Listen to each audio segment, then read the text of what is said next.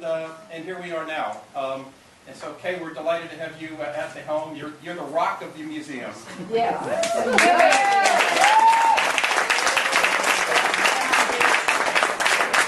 I'm so pleased to see all of you. I had no idea how influential all of you were until I ran for office. Let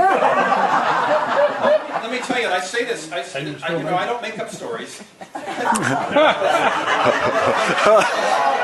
I am charmed to have a few. And one of my stories, this is true, an article comes out in the newspaper, and the articles, they talk about the people running for office and their sources of income, because that's very important. And they talk about the other guy who's filed. They say that the leadership of his party has each given him $2,500, and so he's got $20,000 amassed. And then they say Mr. Gomberg has gotten most of his money from out of state. But it appears that it has all come from the kite lobby. The kite lobby, who would have thought? Downstairs by the front door.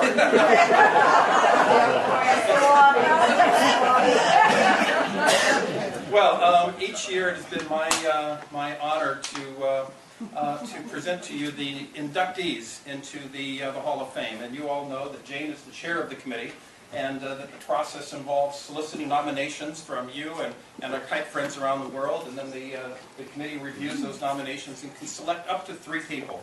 And it's become harder to get nominees in the last couple of years, possibly because there aren't a lot of people left that Jane and I have seen naked.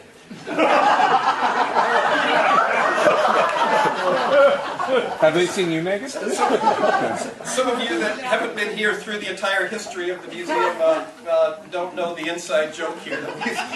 We used to gauge some of the nominees in terms of whether or not we'd seen them naked. Yes. But we've aged. Is that a royal we? Pardon me? The royal we? The collective we. Yeah.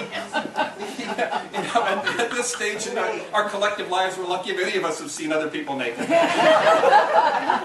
anyway, we digress. There are three nominees this year, and I think they're wonderful nominees. And I want to tell you a little bit about each of them, if I may. And Susan, don't give this first one away, because my most vivid memory of our first inductee is seeing him on the stage at a kite festival, arguing with his co-director. And they're arguing about the hotel sponsors, and they're doing this over the microphones. and I really didn't know what was going on because they were speaking in their language, which is not my language. And all Susie and I could do is look up there and see these 2 people fighting with each other, very publicly and very animatedly.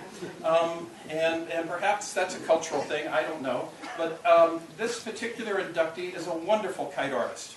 A wonderful kite artist and also an event organizer.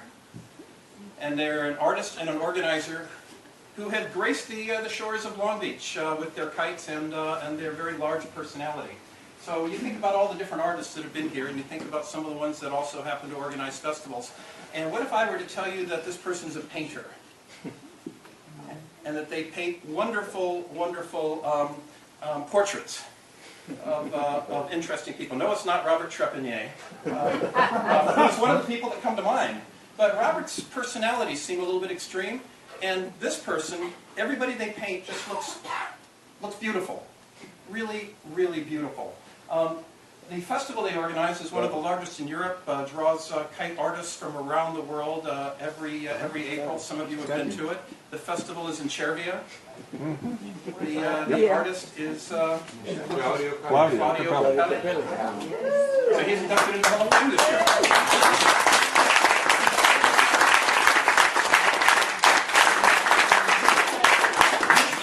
Usually this is the point where Jane holds up the plaque. But we're doing something new. We're now making new plaques. Do we have an example of Claudio's work with us? We have an example of Miss. Yay! A self-portrait. Bring it out front in the light. Here's the plaque. Here's the light. Yeah, go to the light. Claudio. Claudio.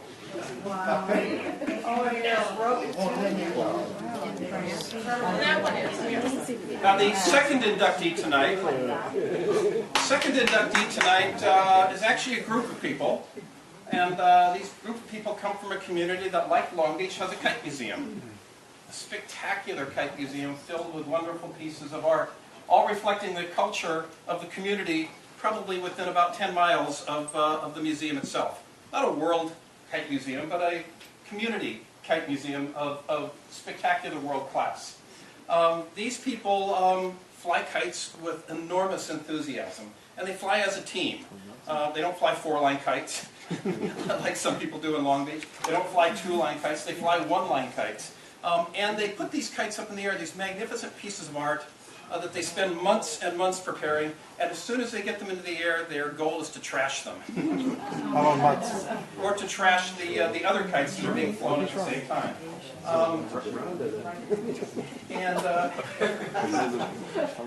The community is in the central part of the island of Honshu in Japan. Oh.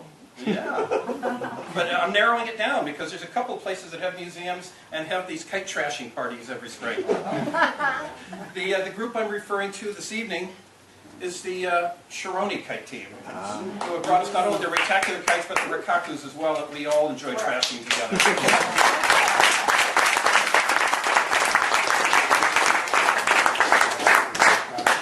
Our third inductee is a European. A very collectible European, perhaps the most collectible European kite maker. We think of classic kites from a historical perspective. We think of Hargrave. We think of perhaps Eddie. And wouldn't it be cool to own an Eddie or to own a real Hargrave? And yet, so many Europeans own kites made by this producer because they made them prolifically. This person produced kites starting in 1909. And they kept producing them through to 1942, a German kite manufacturer. Imagine producing kites in Germany until 1942. Wow. And then they stopped production and began again in 1950 and produced until 1962. We have an example of the kite here in the museum, which we'll share with you in a minute. The kite is the roloplan, correct? Correct. And Axel, you're here. Why don't you give us in your best German enunciation the designer of the roloplan? Richard Stein. Richard Stein. Show us the Stein roloplan.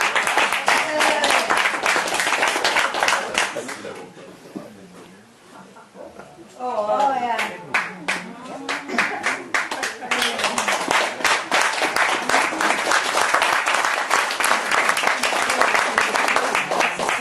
So those are our 3 inductees for this year.